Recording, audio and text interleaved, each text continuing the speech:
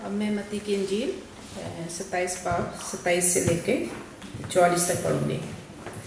तब हाकिम के सिपाहियों ने यीशु को किले में ले जाकर सारी पलटन उसके चारों ओर इकट्ठी की और उसके कपड़े उतारकर उसे लाल रंग का बागा पहनाया और कांटों का मुकुट गूंथकर उसके सिर पर रखा और उसके दाहिने हाथ में सरकंडा दिया और उसके आगे घुटने टेककर उसे ठट्टों में उड़ाने लगे और कहा, हे यहूदियों के राजा नमस्कार, और उस पर थूका और वही सरकंडा लेकर उसके सिर पर मारने लगे। जब वे उसका ठट्टा कर चुके तो वह बागा उस पर से उतारकर फिर उसी के कपड़े उसे पहनाए और क्रूस पर चढ़ाने के लिए ले चले। बाहर जाते हुए उन्होंने शमौन नामक एक कुरेनी मनुष्य मिला। उन्होंने उसे बेगार में पकड़ा कि उसका क्रूस उठाकर ले चले।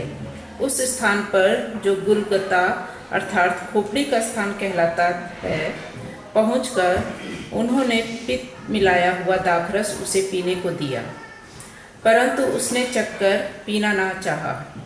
तब उन्होंने उसे क्रूस पर चढ़ाया और चिट्ठियाँ उतारकर उसके कपड़े बांट लिए और वहाँ बैठकर उसका पहरा देने लगे और उसका दोषपत्र उसके सिर के ऊपर लगाया कि यह यहूदियों का राजा यीशु है।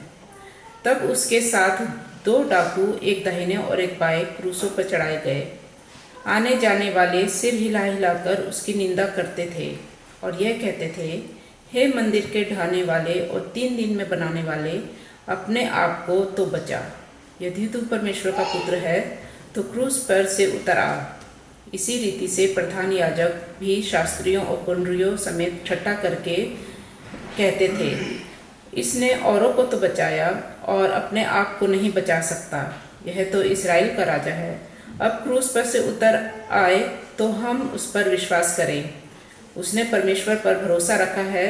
यदि वह इसको चाहता है तो अब इसे छुड़ा ले, क्योंकि इसने कहा था, मैं परमेश्वर का पुत्र हूँ।